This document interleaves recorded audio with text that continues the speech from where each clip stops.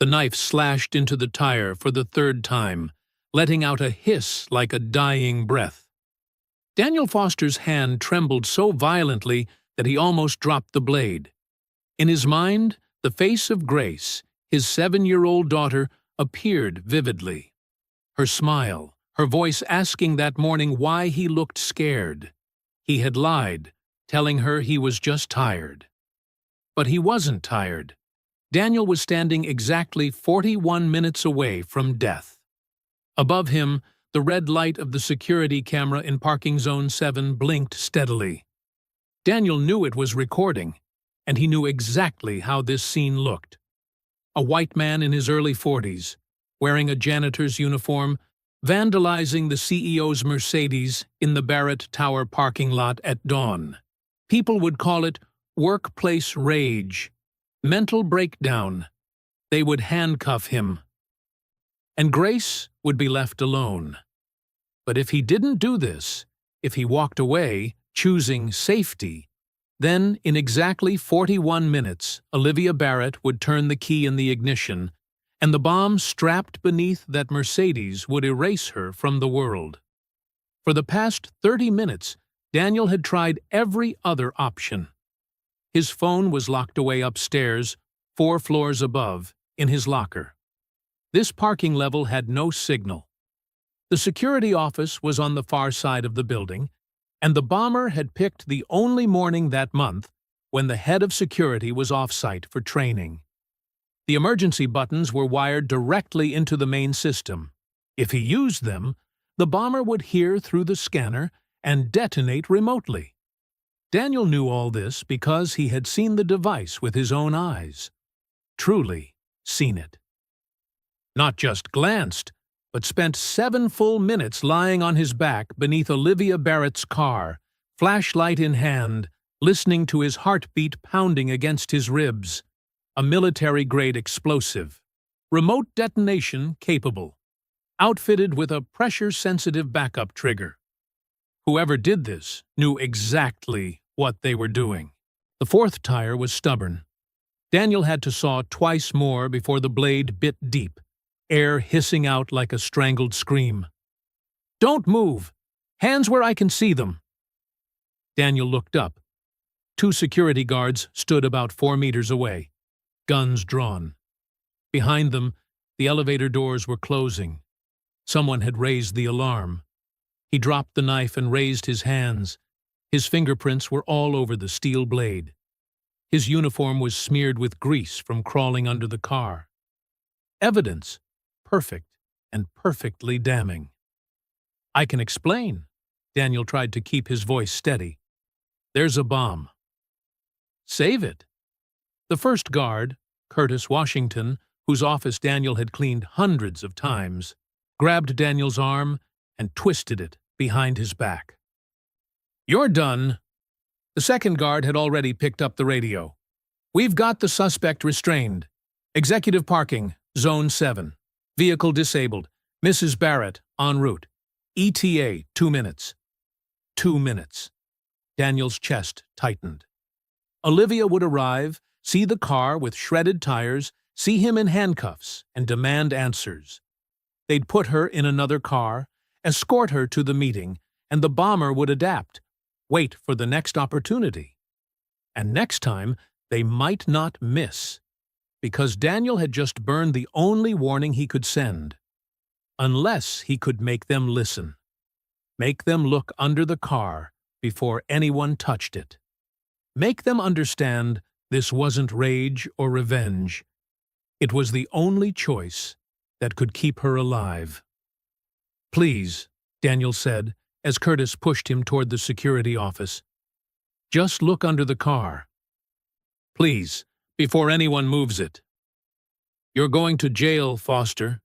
Curtis tightened his grip. "Save your sob story for the judge." Ting. The elevator opened. Olivia Barrett stepped out, heels clicking sharply against the concrete. She was around 40, dark hair tied neatly back, wearing the charcoal gray suit she always chose for high-stakes meetings. Her eyes swept over the car first. 3 deflated tires, rubber torn open across the garage floor. Then they fixed on Daniel, pinned between two guards. Her expression shifted from confusion to fury in less than a heartbeat. "What the hell is going on here?" Daniel looked her straight in the eye. This was it. The only chance. The single moment to say something that might make her pause, question, hesitate long enough to check. "There's a bomb under your car," he said, voice clear and steady. "Planted sometime between midnight and 5 a.m. Military grade, remote detonator, pressure-sensitive backup trigger. I found it at 6:17 this morning. I had no phone, no way to call for help without alerting whoever's listening, so I slashed your tires. I had to stop you from getting in that car." Silence. A thick, humming silence. Olivia stared at him. Curtis and the other guard exchanged glances. Someone chuckled. A short, skeptical laugh. "You expect us to believe—" Curtis began. "Check the car." Daniel cut him off, his eyes locked on Olivia. "Right now, before anyone touches it. Call the bomb squad. Call the police. But don't move that car until someone looks underneath." Olivia's hand moved instinctively to her neck, touching the small pendant she always wore. Daniel had seen that gesture hundreds of times, in the late nights when she worked alone, thinking no one noticed. The pendant had belonged to her father, the man who built this company from nothing, who had died 6 months ago, leaving Olivia everything, including enemies Daniel had only begun to imagine. "Why would anyone want to kill me?" Her voice dropped low. "Because of the merger," Daniel replied. "Because someone doesn't want Barrett Automotive and Great Lakes Manufacturing to unite. Because your meeting this morning would finalize a deal that threatens a power big enough to plan an assassination and disguise it as an accident." Olivia's eyes narrowed. She was calculating. Daniel saw the moment she decided to take the threat seriously. Not because she believed him, but because every other option was worse. She turned to Curtis. "Call the bomb squad, now, and no one touches that car until they're done." "Ma'am, this clearly—" "Now." "Curtis?" The guard hesitated, then lifted the radio. Daniel's knees almost buckled. She had listened. She had actually listened. But the nightmare wasn't over. It had only just begun. Because in 90 seconds, the parking lot would swarm with police, bomb experts, executives.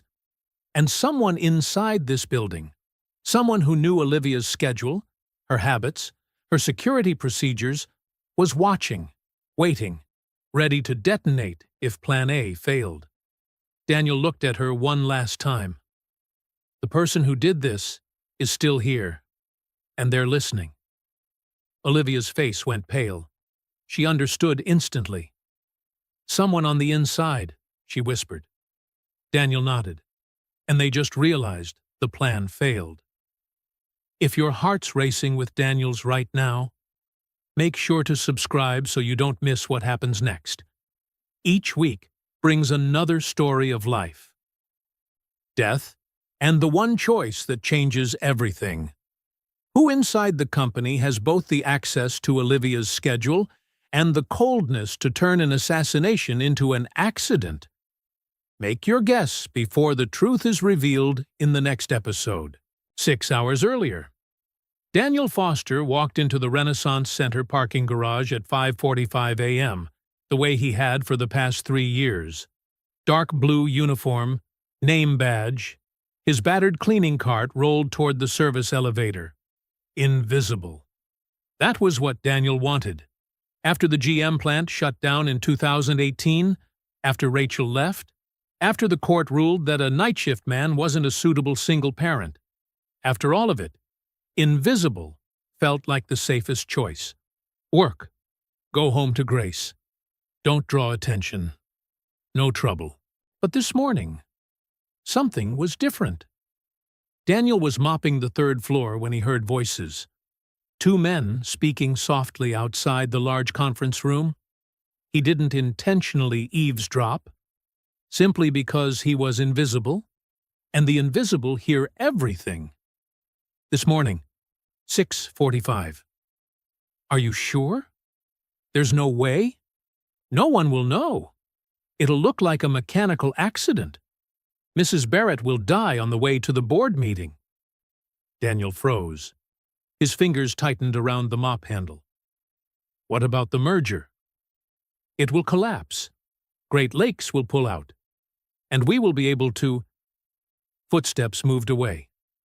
They were walking off. Daniel immediately turned back to sweeping, head bowed, returning to invisibility. 2 pairs of expensive leather shoes slid past. He did not look up. The invisible do not watch. As they faded from earshot, blood boiled in Daniel. They were planning to kill Olivia Barrett. This morning, in less than 40 minutes, he could pretend not to hear. He could keep pretending. He could continue to hide. But he remembered Grace. Breakfast. The way she looked at him with wide eyes when he crouched to tie her shoelace. Daddy? Why do you look scared? I'm just tired, sweetheart. That was a lie. He was afraid because he had become so invisible, he was about to forget who he was. Afraid because Grace was growing up with a father who was a shadow, not a person. And now someone would die if he continued to hide. Daniel set the mop down. He walked straight to the elevator, heart pounding. He knew Olivia's routine. Everyone did. On board meeting days, she always arrived at the office at 6:30 and always parked in Zone 7, the front row next to the elevator. If there was something on her car, it was there right now. The elevator took 2 minutes to descend to the basement. The doors opened. The lot was as empty as usual, only a few scattered cars. Olivia's Mercedes sat in its usual spot. He scanned the area. No one. The security cameras blinked, their constant, indifferent rhythm. Daniel knelt. Lying face down, he crawled under the car and pulled a small flashlight from his tool belt. And he saw it.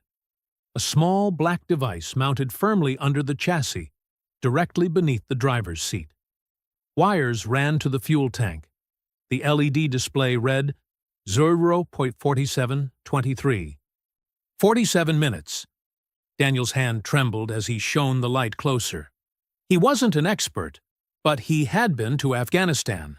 He recognized a bomb when he saw one. This device was too complex to disarm by instinct.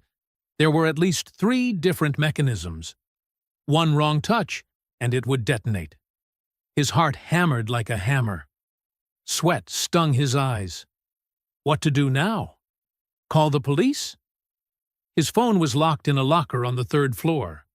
And if those 2 guys had a scanner, if they detected an emergency signal, they could set it off early. Run to the security office? Too slow.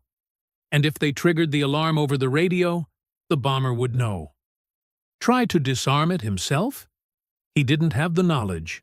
One wrong move, and it would blow up right there. Daniel crawled out, gasping. 46 minutes. Olivia would be there in 46 minutes. Then the idea hit. Horrific, simple, but the only way. If he couldn't remove the bomb, he had to make sure she could not drive the car. He had to disable the vehicle in a way that would keep her from operating it. Hold her there long enough for someone to inspect it. And if he had to pay a price, arrest for vandalism, lose his job, even lose custody of Grace, at least one woman would be alive. Daniel turned toward the maintenance cart. In the bottom drawer, he kept a utility knife for opening boxes, cutting tape, small chores. Now, it would save a life. Or destroy his. Maybe both. How do I know you're not the one who planted the bomb? Olivia Barrett stood about 3 meters away from Daniel in the small security office, a cramped room set apart from the parking area where the bomb squad was still working. Curtis Washington guarded the doorway, hand still on his gun. 3 more officers waited outside. "You don't," Daniel replied calmly. "But if I wanted to kill you, why would I slash the tires and draw attention to myself?" Olivia studied him. "Maybe you had second thoughts.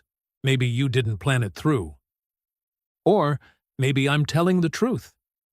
Curtis's radio crackled. "Washington, this is Bomb Squad Command. We've confirmed the device. Repeat. Confirmed. Military grade. Still active. We're neutralizing it now." A heavy silence swallowed the room. Olivia sank into a chair, her legs giving way. Her trembling hand found her necklace. "Dear God, you were right." "Yes, ma'am." "Someone really tried to kill me." "Yes, ma'am." "And you saved my life." Daniel said nothing. He didn't feel like a hero. He just felt like a man who had wagered everything, his job, his custody, his freedom, and somehow, miraculously, had won. Olivia looked up, really seeing him for the first time in 3 years. Not through him, not past him, but at him. "What's your name?" "Daniel Foster, ma'am, but people call me Danny." "Danny." She repeated it, testing the sound. "How long have you worked here?" 3 years, 4 months. And I never even knew your name." Not a question. A realization that stung. Daniel shrugged. "I work nights. Cleaning crew. We don't get seen much." "It doesn't have to be that way." "No, ma'am. But that's how the system works." Olivia rose, stepping to the small window overlooking the garage where the bomb squad was still busy. "My father built this company on the belief that every worker matters. The person on the assembly line was as valuable as the one in the boardroom. I told myself I was carrying on that legacy. But I didn't even know the name of the man who just saved my life." "You've got a lot of employees," Daniel offered. "That's no excuse." Curtis interjected. "Ma'am, we need to talk about security. If there's an inside leak—" "Right." Olivia turned back, her executive tone returning. "Danny, you said you overheard 2 men talking. Do you recognize their voices?" Daniel hesitated. I'm not sure," they whispered. "But you heard them mention the merger." "Yes. They said when you die, Great Lakes will pull out. And we'll be able to—" Then they stopped. "We'll be able to what?" "I don't know." They walked away. Olivia tapped her fingers on the armrest, thinking, who benefits if the merger collapses? Who loses if it goes through? Curtis answered, competitors. Some board members want to split off. Investors are afraid of dilution. Martin Kowalski. The name burst from Olivia's lips. Curtis and Daniel both turned to her. Your CFO? Curtis asked. He's been against it from day one. Said it was too risky. Said we're expanding too fast. Olivia's face hardened. But it can't be, Martin. We've worked together 15 years. Ma'am, Daniel said gently, I'm not accusing anyone. But someone planted that bomb. And someone knew exactly when you'd get in that car. Just then, Olivia's phone rang. She looked at the screen, her face paling. Martin, he's calling, asking why I'm not at the meeting. Don't answer, Curtis said quickly. I have to. If I don't, he'll know something's wrong.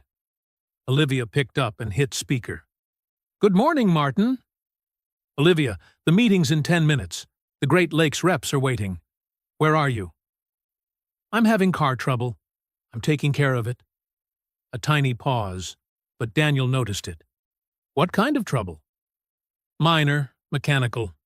I'll be up in 15 minutes. Do you want me to send a company car down? No need. I've got it handled. All right, I'll stall them. But Olivia, they flew in from Chicago. We can't keep them waiting long. I understand. Thank you, Martin. She hung up, looking between Daniel and Curtis. He didn't ask if I was okay, she said softly. Didn't ask if I needed help, only if I could make the meeting. Maybe he's just focused on work, Curtis suggested. Or maybe he already knew I was supposed to be dead, and was wondering why I'm not. A knock at the door. "Ma'am, Detective Martinez is here to see you." A woman in a dark blue suit stepped in, mid-30s, sharp eyes. "Mrs. Barrett, I'm Detective Elena Martinez. I'll be leading the investigation." "Hello, Detective." "The bomb squad has neutralized the device. C4, remote detonator. If it had gone off, it could have taken out the whole block. Whoever did this wanted to make sure you didn't survive." Olivia swallowed hard. "What happens now?" "Now we find out who planted it. We'll need access to your security system, personnel files, financial records, anything that could point to motive. Of course, whatever you need."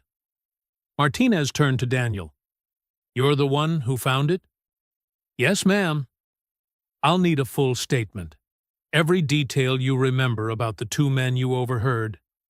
Daniel nodded. "I'll try to recall everything." "Good." Martinez looked between them. "Until we know who we're dealing with, I recommend Mrs. Barrett stay somewhere safe, with increased protection. I have an important meeting." "With all due respect, ma'am, you just narrowly escaped an explosion. Whoever did this won't stop." Olivia was silent for a few seconds, then nodded. "You're right. Curtis, cancel the meeting. Tell the Great Lakes reps there's an emergency." "Yes, ma'am." "And Curtis, don't mention the bomb. Just say I'm sick. If the culprit thinks they still have a chance, they'll expose themselves." A clever move. Daniel felt a strange flicker of pride, a sense they were truly working together now, not as CEO and janitor, but as two people solving a dangerous puzzle. Martinez turned back to him. "Mr. Foster, I'll need you to stay. We've got a lot to do." "Of course." "And Mr. Foster?" Olivia called. Daniel turned. "Thank you for seeing what others missed, for not walking away." Daniel hesitated. 3 years of hiding, of trying to disappear, and now the most powerful woman he'd ever met was thanking him for being seen. "I just did what anyone would have done," he finally said. "No," Olivia shook her head gently. "Not anyone. Most people would have looked away." 4 hours later, Daniel sat in a small conference room with Detective Martinez, 2 FBI investigators, and a laptop replaying security footage. "Rewind that part," Daniel said. "Yes, 5:23 a.m. Martinez hit the key. The screen showed 2 shadowy figures walking down the 3rd-floor hallway. The quality was poor. Dim lighting, top-down angle. But Daniel saw enough. "The one on the left," he pointed. "That walk looks like one of the guys I heard." "Can you identify him?" Martinez asked. Daniel squinted. White shirt, dark trousers, about 6 feet tall, but the face isn't visible. "Too bad the system's outdated," Agent Reeves muttered. "This quality won't even run a facial match." Martinez fast-forwarded. "Here, 5:28. They take the elevator down." The 2 figures disappeared inside the car that led to the parking garage. "So they went below," Reeves said. "Timing matches the forensics estimate for device placement." "But we still don't know who they are," Martinez sighed. "No clear ID, no employee swipe logs that early." "Unless they used high-level access cards," Reeves replied. "Cards that open any door, any time." Martinez scrolled through the access list. 12 people hold those cards. Olivia Barrett, Martin Kowalski, 6 board members, head of IT, head of security. "He's away for training," Daniel interjected. "That's why they picked today." "Exactly." Martinez marked it down. "That leaves 11. All senior staff," Reeves noted. "All with plenty to lose if the merger happens. Or plenty to gain if it doesn't." Martinez added. Daniel's phone buzzed. Mama Josephine. Sorry, I have to take this. It's the woman watching my daughter, he said, stepping into the hallway. Mama Jo? Danny, my dear, came the warm voice of the woman who'd cared for Grace for 3 years. Did you get yourself arrested? Even now, Daniel chuckled. Not yet. At least, not yet. Good. Because Grace keeps asking why there are police outside your house. His stomach dropped. Police? Where? They say they're protecting Grace, that your family's been threatened. Danny, what's happening? I'll explain later. Is Grace okay? She's fine, a little scared, but I told her to hold the cat and bake cookies. She's calmer now. But Danny, that child needs to see her father. I know. I'll come home as soon as I can. You did something brave, didn't you? I can hear it in your voice. Just like your father. His throat tightened. Mama Jo was the only one who knew about his father in Beijing, whom she'd never met. But somehow, she understood, in the way people who've known loss always do. I just did what had to be done, Daniel said. That's the definition of brave, son. Go do what you must. We'll be here waiting. He hung up, taking a deep breath. Amid the chaos, her words somehow made it all feel bearable again. When he returned, Martinez and Reeves were mid-argument. It can't just be Kowalski, Reeves was saying. He doesn't have the technical skills to build something like that. But he's got money to hire someone who does, Martinez countered. Daniel cut in. What about IT? Someone who could disable the cameras, adjust the access logs? Both turned toward him. Mr. Foster's right, Reeves said slowly. We've been assuming the mastermind's an executive. But what if there are two? One with motive, one with capability. Martinez opened a new window. IT personnel. Who has security system clearance? 5 people. Reeves read over her shoulder. Head of IT, 2 senior admins, 1 cybersecurity specialist, 1 hardware tech. Check who's connected to Kowalski, Martinez ordered. Or any exec with a motive. Daniel suddenly remembered. This morning, on the 3rd floor, I saw someone entering the server room, around 5:15. Who? Not sure. Light hair, wearing a hoodie, odd for office attire. Martinez typed quickly. Server room access at 5:15. Here. Card used, Dwayne Miller. Who's Dwayne Miller? Daniel asked. Hardware technician, Reeves read from the file. 2 years here. Before that, well, that's interesting. Former union worker at the GM assembly plant. The air shifted in the room. The plant shut down in 2018, Daniel said quietly. Same one I worked at. Martinez's eyes locked on him. You know him? I'm not sure. The plant was huge. Hundreds of workers. Then a memory flashed. A tall, thin man with blonde hair, always preaching about the union-like gospel, always complaining management didn't care about the workers, fired and blaming everyone but himself. Dwayne, Daniel murmured. Yeah, I remember him. He was bitter. Really bitter. Bitter enough to kill? Reeves asked. I don't know, but he blamed the suits upstairs for the closure, said they moved production overseas for profit and left us behind. Martinez grabbed her phone. I want a team at Dwayne Miller's workstation, now, and get me Martin Kowalski's financial records, any unusual transactions. Everything accelerated.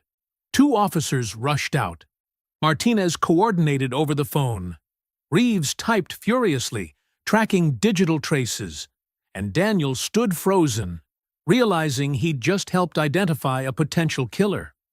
A man who'd once been his co-worker, someone who'd suffered losses like his own, but had chosen a darker path. Martinez slammed down her phone. Miller's gone, And Kowalski's office says he stepped out for a private call 15 minutes ago. They're running, Reeves said. Or getting ready to try again, Daniel added. All eyes turned to him. The bomb didn't go off, he explained, but they still want the merger dead. They still want Olivia Barrett dead.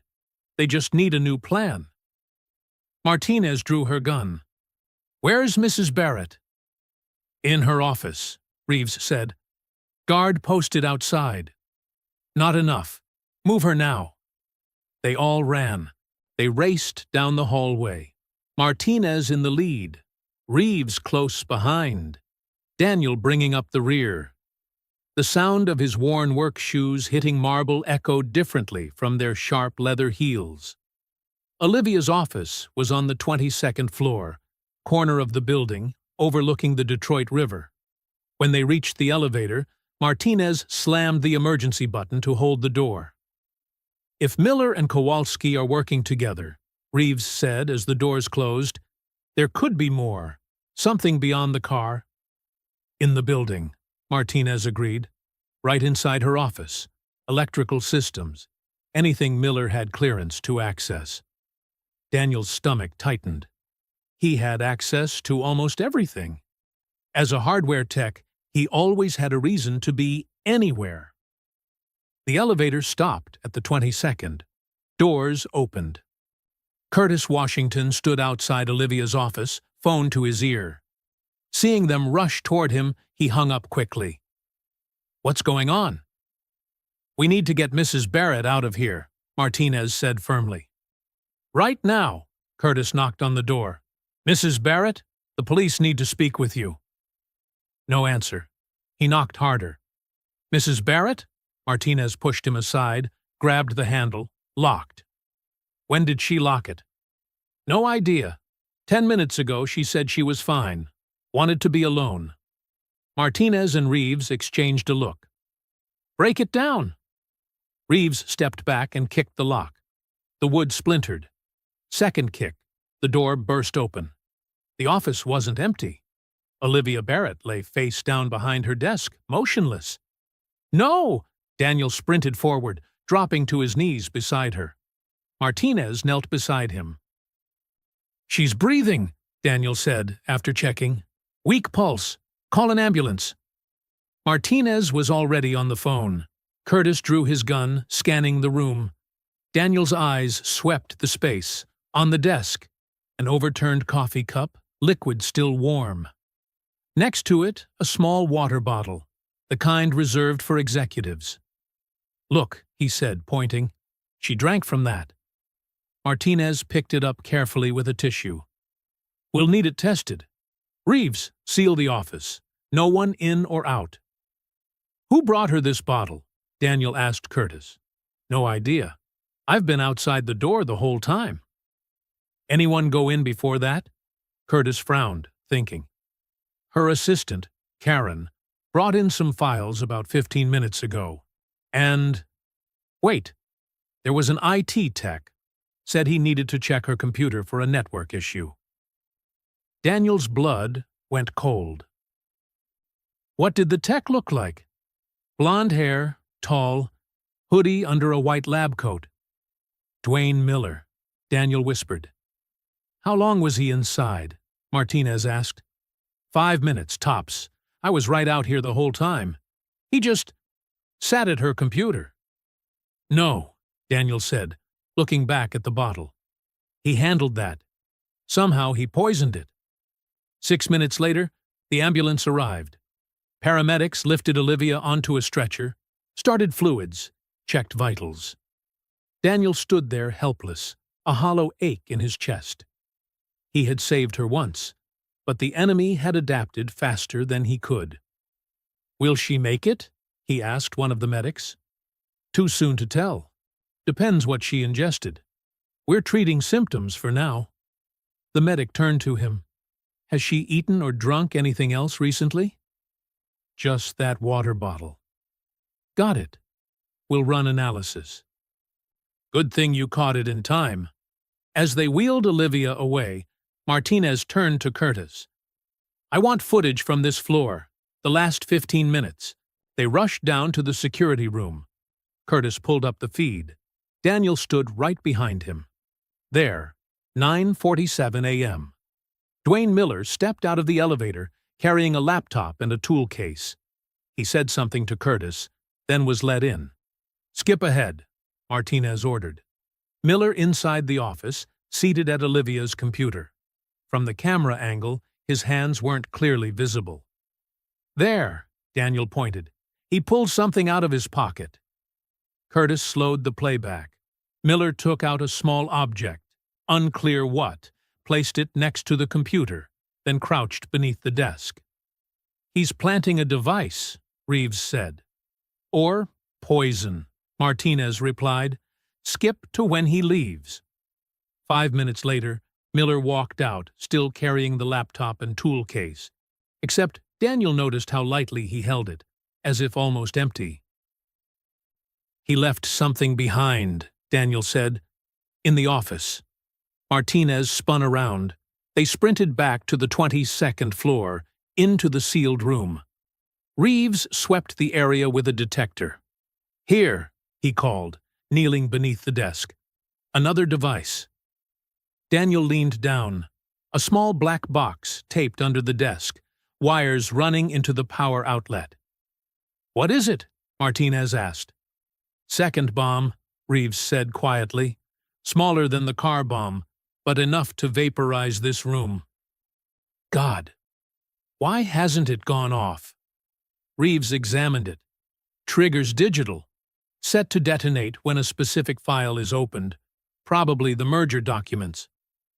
So if Olivia hadn't been poisoned, she'd sit down, open that file, and boom, she and anyone else in here." The room fell silent. "They had a backup plan," Daniel said. "Car fails, they use this. If this fails, they use poison." 3 assassination attempts in one day, Martinez hissed. "They're desperate." "Or determined," Daniel corrected. "And still out there."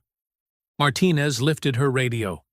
"Citywide APB on Martin Kowalski and Dwayne Miller. Armed, dangerous.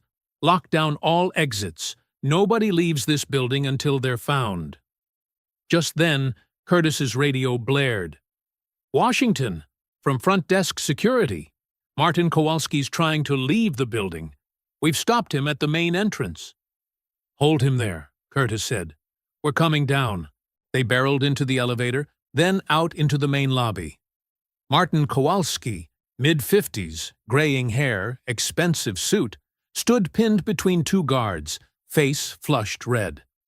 "This is absurd. I'm the CFO. I have every right to leave." "Mr. Kowalski," Martinez said, calm but cold. "Detective Martinez, I need to ask you a few questions." "About what?" "The attempted assassination of Olivia Barrett." Kowalski's face went pale. "Assassination? I have no idea what you're talking about." "No? Then why are you leaving the building while we're hunting the men who attacked her?" I have a meeting." "Where?" "Private matter." Martinez stepped closer. "We have evidence that someone inside this company tried to kill Mrs. Barrett 3 times today. Car bomb, office bomb, and poison. Would you like to explain why you're suddenly walking out?" "I'm not walking out. I'm just—" "You worked with Dwayne Miller, didn't you?" Daniel interrupted. Only now did Kowalski turn his gaze on him, eyes narrowing. "Who are you?" "I'm the man who found the first bomb. The one who overheard you and Miller planning to kill her." "I don't know what you're talking about." "Then why?" Martinez cut in. "Did you transfer $50,000 to Miller's account last week?" Kowalski froze. "We have the bank records," Martinez continued. "Security footage of Miller planting the device. A witness who heard your conspiracy. We have enough." Kowalski swallowed hard. "I want my lawyer." "You're going to need a very good one. Where's Miller?" "I don't know." "You're covering for him?" "I'm not covering anyone. I don't know where he is. Martinez nodded to Reeves. Arrest him. Charges: conspiracy to commit murder, attempted homicide, and all related offenses. Reeves snapped the cuffs around Kowalski's wrists. Curtis spoke into his radio. All units, be on alert for Dwayne Miller. Blonde hair, about 6'1", slim build, gray hoodie, possibly armed, extremely dangerous. Daniel scanned the lobby. Dozens of people, employees, visitors, watched as the CFO was handcuffed. One of them could be Miller. He could be standing right there, watching. Then, a sudden explosion thundered through the building, echoing from somewhere above. Everyone in the lobby froze. Then, chaos blew open. Screams, people surging toward the exits. 12th floor. Curtis listened to the radio. Server room. There's a fire. Miller, Daniel said quietly. He's wiping the evidence. Martinez sprinted for the elevators, but the system had locked down under fire protocol. She swore. Stairs! Go! They charged up. Martinez, Reeves, Curtis, and Daniel. 12 flights. Daniel's heart pounded, lungs burning, but he didn't slow. The 12th floor was choked with smoke. Sirens shrieked. Sprinkler heads blasted water, useless against the chemical blaze devouring the server room. Server room!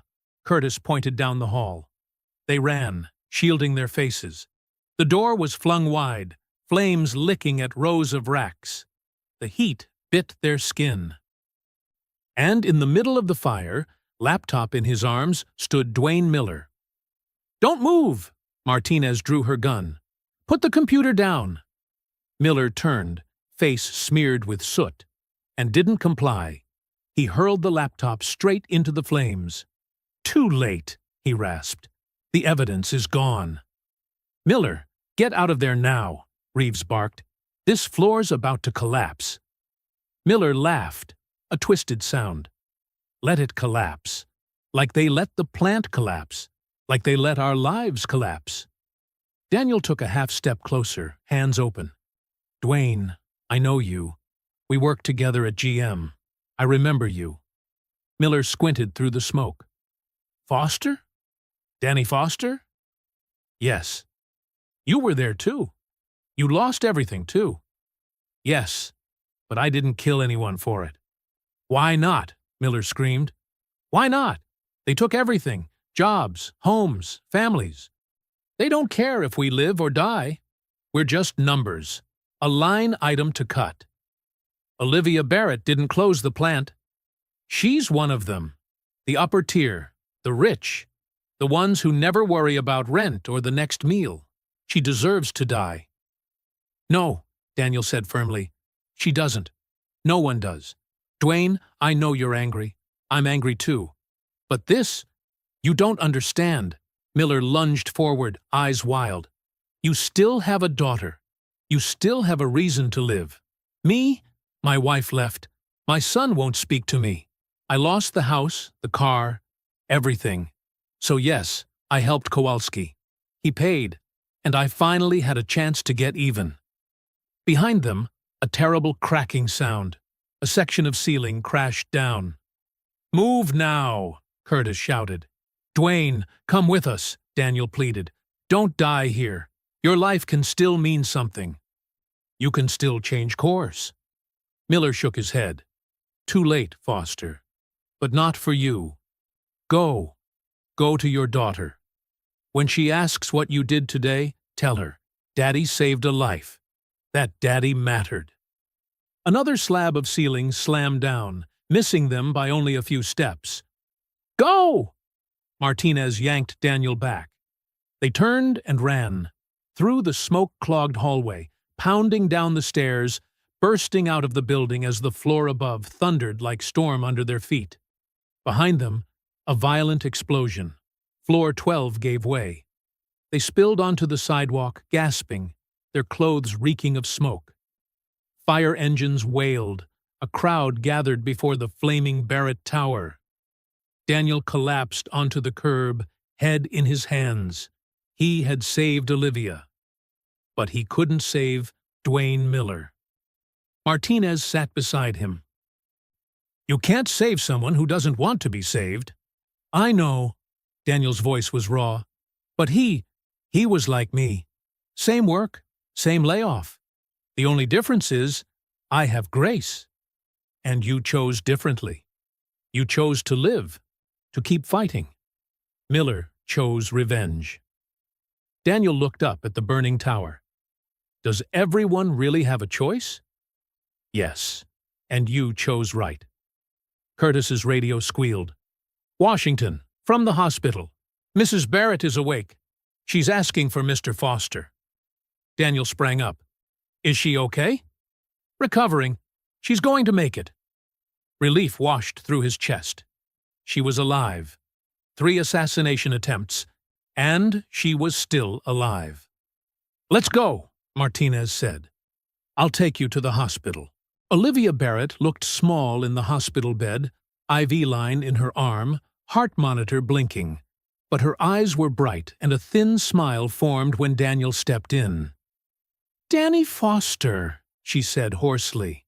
"The man who saved my life. For the 2nd time." "How are you feeling?" "Like I was poisoned." She smirked. "Doctor says if you hadn't found me when you did, I wouldn't be here. And the bomb in my office. Don't say just doing my job. You saved me. 3 times. She reached out and took his hand. "Thank you." Daniel went still. 3 years on the night shift, trying to be invisible. And now the CEO held his hand and thanked him for being seen. "What will you do now?" he asked at last. "Now I recover. Then I rebuild the server room, finalize the merger, and make sure what happened to Dwayne Miller never happens to any employee again." "He didn't make it." Olivia's face shadowed. "I know. Curtis told me. I'm very sorry, Danny. I know you once worked with him. He wasn't purely bad. He was a man of losses, and no one saw him. Then I'll make sure everyone is seen. Every employee, every worker. No one has to be invisible anymore." Daniel smiled faintly. "Sounds like a good legacy." "Not my legacy. My father's. I just forgot it for a while." She met his eyes. "But you reminded me. By seeing what others missed. By being the only person in that building who didn't look through me, but looked at me. I thought everyone sees you. They see the CEO. You saw the person." A nurse tapped the door. "Sorry, Mrs. Barrett needs rest." "1 more minute," Olivia said, then turned back to Daniel. "Before you go, we need to talk about your future." "My future? Do you still want to be a janitor?" "I haven't thought about it." "Then think about this. I need a new head of security. Someone who sees what others don't, who doesn't hesitate to act when it matters. Someone I can entrust my life to, because you've proven I can." Daniel's eyes widened. "You want me to be head of security?" "Yes, proper salary, an office, a team, the works. But I don't have the credentials, no formal training. You have something better, instinct. And what every previous security chief of mine lacked, you genuinely care about people." Daniel stood there, overwhelmed. I need to think." "Of course, take your time. But Danny?" She gave a weary, warm smile. "You're not invisible anymore, and I'm not letting you go back to that." Daniel Foster stood on the porch of his small house in Dearborn, watching the sun dip behind rows of rooftops. His hands still trembled, not from fear, but from the last threads of adrenaline leaving his body. That morning, he'd been a janitor. Now he was holding an offer letter to become the director of security at Barrett Automotive Group. The front door burst open. Grace came running out, hair flying, clutching her stuffed rabbit to her chest. "Daddy! Daniel dropped to his knees, and she threw herself into his arms, hugging him so tight he could barely breathe. "I missed you so much, sweetheart." "Mama Joe said you did something brave. Is that true?" Daniel looked into her wide eyes, the same color as Rachel's, but shining with Grace's own innocence. "Daddy just did what he had to do." "That's what Mama Joe said, too." "She said that's the definition of brave. Mama Joe's a wise lady. She's baking cookies. She said I can have 2 if I finish my veggies." Daniel smiled, carrying Grace inside. The smell of chocolate chip cookies and cinnamon filled the kitchen. Mama Josephine Brown stood by the oven, apron dusted with flour, her warm smile the same one that had kept him steady for 3 long years. "Our hero's home," she said, hugging him with a flowery arm. "Danny, you okay?" "I'm fine, Mama Joe." "Don't lie. I can see it in your eyes. You've seen things today, things you prayed you'd never see again." Daniel set Grace down. "Sweetheart, can you bring Daddy a cookie? I think I earned one today." "You earned 3, Grace declared, running to the kitchen. Mama Josephine guided Daniel to the sofa, resting her warm hand on his shoulder. "Tell me everything." And he did. The bomb, the shredded tires, Olivia, Martin Kowalski, Dwayne Miller, the fire. She listened without interrupting, her wise eyes never leaving him. When he finished, she was silent for a long time. "Dwayne Miller," she finally said. "I remember him from the union meetings, always burning hot, always angry. He had a reason to be." "Yes, but anger's like fire, Danny. It can warm you, or burn you to ashes. He chose to let it burn him." She brushed his cheek gently. "You didn't. You chose to use it to keep others warm." "I don't feel like a hero," Daniel said softly. "I feel like I should have done more. I should have saved them both." "You can't save someone who doesn't want saving. My husband taught me that." Her voice softened, drifting back through years. In '67, during the riots, he ran into a burning building to save people. Pulled out 7. The 8th, a young man named Marcus, refused to come. Said he'd lost everything. Nothing left to live for. My husband tried to drag him out, but Marcus pushed him away. The building collapsed. Daniel swallowed hard. "I'm sorry." He carried that sorrow his whole life, wondering if he could have said something different. But before he passed, he told me, "Josephine, that day I saved 7. I won't let the one I couldn't save erase the 7 I did." She looked deep into Daniel's eyes. "You saved Olivia Barrett. You saved everyone who could have died when that floor collapsed. You saved Grace from growing up without her father. And maybe, just maybe, you saved yourself. Don't let Dwayne Miller take that away from you." Grace came running back, balancing a plate of cookies. "Daddy? Mama Joe said you get 3. Daniel laughed through tears he hadn't realized were falling. "Thank you, sweetheart." She climbed onto his lap, eyes wide. "Why are you crying?" "Sometimes grown-ups cry when they're happy." "Are you happy?" Daniel looked at her, her shining eyes, her messy hair, her chocolate-stained dress, and realized, despite everything, the answer was yes. "Yes, I am. Because I came home to you, and that's all I ever wanted." A week later, Daniel stood before a door with a gleaming nameplate. Daniel Danny, Foster Director of Security. He'd been staring at it for 5 minutes, heart thumping. The blue janitor uniform was gone, replaced by the gray suit Curtis had helped him pick out. The new shoes were stiff. The tie felt like a noose. "You'll get used to it." Daniel turned.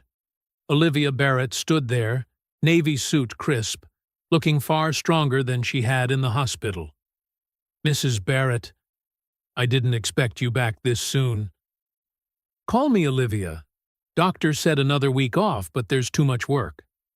She nodded at the door. "Go on in. Or are you planning to admire your nameplate all day?" Daniel chuckled awkwardly and pushed the door open. The office was bigger than he'd imagined. Window view of the city, polished desk, brand new computer, empty shelves waiting to be filled. "This is a lot." "It's what you deserve." Olivia's tone was firm. "Danny, I want you to understand. You're not here because I feel guilty or indebted. You're here because you're the best person for the job. But I've never run a security department before. Then you'll learn. Curtis will be your deputy. He's experienced and respects you. I've hired an FBI consultant to train you. You'll have every resource you need." "Why do you trust me this much?"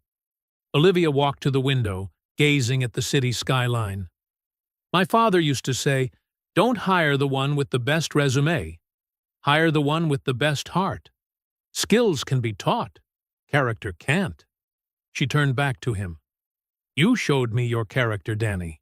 You chose what was right when it mattered most. That's the kind of man I want guarding this company." Daniel swallowed hard. "I won't let you down." "I know." She handed him a folder. "Quarterly budget. I want you to rebuild our entire security system from the ground up. New tech, new training, new procedures, everything." Daniel opened it, eyes widening at the figures. "That's a lot of money. I almost died 3 times in one day. I intend to make sure no one else in this company ever comes that close again." She paused, then added softly, "And Danny, I want a reporting channel for hourly workers, maintenance, custodial, warehouse, so they can voice safety concerns without fear, so they can be seen. A hotline? A promise that no one in this company will ever be invisible again." A warm tightness filled Daniel's chest. "I'll make it happen." "I know you will." Olivia smiled, extending her hand. "Welcome aboard, Director Foster." 3 months later. Daniel sat in the large conference room, watching his new security team deliver their reports one by one. 12 faces, half seasoned experts, half promoted from within, sat upright, taking careful notes. Beside him, Curtis Washington flipped through a thick stack of reports. "In summary," Curtis said, "security violations are down 73%. Workplace accidents down 68%. The employee hotline received 247 calls in the first month. 89 of them led to concrete safety changes." At the head of the table, Olivia nodded. "Impressive numbers, but Danny, tell me about the people. Who called? What did they say?" Daniel opened his laptop. "Last week, Maria Rodriguez, custodial, called because she smelled gas in the warehouse. It's a low-traffic area, so nobody had noticed. We checked. Major leak. Could have exploded." "So she saved lives," Olivia concluded. "Yes, and now she knows her voice matters." Olivia's gaze softened. "That's exactly what my father would have wanted. Well done, everyone. Keep it up." The meeting broke up. Olivia subtly signaled for Daniel to stay. She led him back to her office, where a new marble plaque had been mounted on the wall. The Dwayne Miller Scholarship Fund. Honoring the workers who built this city. Daniel read it twice. His throat tightened. "You named it after him?" "He's gone," Olivia said quietly. "But there are thousands like him, kids of plant workers who can't afford school. I think my father, and maybe Dwayne on a better day, would want them to have a chance." "How big is this fund?" 10 full scholarships a year, she said. Priority to children of current Barrett employees and former employees. Then Olivia looked Daniel straight in the eye. I can't change what happened to Dwayne, but I can keep others from feeling invisible the way he did." "This is a beautiful thing you're doing," Daniel said. "We're doing," Olivia corrected. "You're the one who proposed including former GM workers." Daniel remembered that long late-night conversation, telling her about co-workers wiped out when the plant closed, some who got back up, others who never did. He hesitated, then said, "I'd like to invite Helen Kowalski to the announcement. Is that okay?" Olivia's face darkened. "The sister of the man who tried to kill me?" "The sister of a widow who's been raising her grandson alone since her husband died in the 2008 layoffs." "She had no idea what her brother was doing," Daniel said gently. "Her grandson, Tommy, he's bright, loves engineering, but they don't have the money." Olivia was silent a beat, then nodded. "Invite them, and make sure Tommy qualifies." Daniel smiled faintly. The word Olivia had just used, invite. Simple and warm. "Thank you, Olivia." Friday. Scholarship Announcement Ceremony. Barrett Tower had been restored. A new server room, upgraded security systems, and a small memorial plaque where Dwayne fell, etched with the names of laid-off GM workers.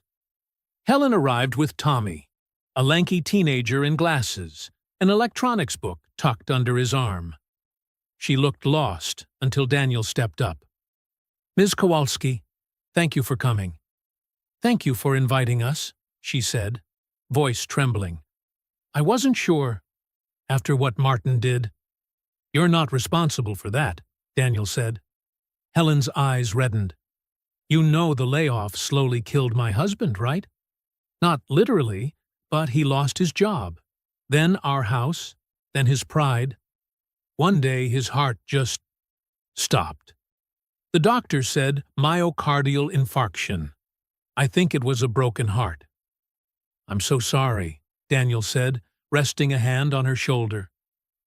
"Martin never got past it, did he?" She nodded. "We lost our mother early. My husband was like a brother to Martin. When he died, Martin blamed everything. Government, union, the company. The anger ate him alive." "Sometimes loss does that," Daniel said softly. "But it doesn't have to. Your grandson, Tommy, is proof." Tommy glanced around the hall, eyes bright. "Is this where it happened? Where you saved the CEO?" "One of the places," Daniel smiled. "Mama Jo says you're a hero." "She tends to exaggerate," Daniel joked gently. "She said you had 3 choices: run, hide, or act. You chose to act," Tommy said, looking at Daniel with a rare kind of teenage reverence. "I want to be that brave." "You already are," Daniel replied. "You're standing here, even though everyone knows what your uncle did." "That's a kind of bravery, too." Olivia stepped to the podium and tapped the mic.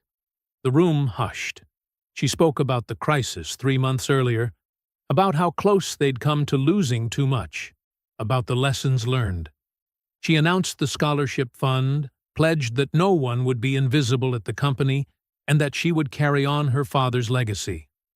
"And now," she smiled, "I'd like to introduce the person who made all this possible. Our Director of Security, Daniel Foster." Applause swelled. Daniel stepped up, heart pounding. 3 months ago he'd been invisible. Now hundreds of eyes were on him. "I'm not great at speeches," he began, "but I want to talk about invisibility. For 3 years, I tried to disappear. Work, keep my head down, avoid attention. I thought that was the safe way to protect my daughter and myself. But invisibility isn't safe. It's lonely. And when we hide ourselves, we slowly stop seeing what matters." He paused, catching sight of Grace beside Mama Josephine, eyes shining. Dwayne Miller was invisible. No one saw his pain. That's where the tragedy began. This fund bears his name because we must not forget. The cost of not seeing one another. Daniel turned, sweeping the room with his eyes. So here's my promise. In this company, no one is invisible. Everyone matters. Every voice gets heard. We will see one another, truly, because that's the only way to keep each other safe. Applause rose again, louder, fuller. Daniel stepped down, legs a little unsteady. Tommy came to shake his hand. Thank you for what you said. About Uncle Martin. Nobody calls him a person anymore, just a monster. But you saw him. Daniel nodded. People can do terrible things and still be human. Both can be true at once. That night. The small kitchen. Grace drew a new picture. No longer a man with a mop, but many people. A man in a suit, a tall woman, a teenager, an older lady in an apron. All smiling. Who's this? Daniel asked. You, Miss Olivia, Tommy, Mama Joe, Grace said matter-of-factly. Daddy's family. A warm current spread through Daniel's chest. Daddy's family, huh? Uh-huh. Mama Joe says family isn't just people you're related to, it's the people who choose to see you. Daniel bent to kiss his daughter's hair. Mama Joe's a very smart lady. She looked up, curious. When you cut Ms. Olivia's tires, were you scared? Daniel could have lied, but he'd learned to tell the truth. Yes. My hands were shaking, he whispered, and I still did it. Why? Because sometimes doing what's right matters more than feeling safe, he said, sitting beside her. And I want you always to know, you are seen, you matter. And when you see someone who needs help, don't look away. Okay? Okay. Like you did. A knock at the door. Mama Josephine carried in a big box, fried chicken, potato salad, the kitchen blooming with the scent of home. They ate, laughed, and listened to Mama Joe tell stories about her husband, the man who once ran into a burning building and saved 7 lives, then spent the rest of his days refusing to let the one he couldn't save overshadow the 7 he did. Daniel sat quietly, hearing what he needed to hear. Don't let the shadow of one failure eclipse the light of what's right. Late, Daniel received an email from Detective Martinez. Martin had pled guilty, exposing an entire corruption network.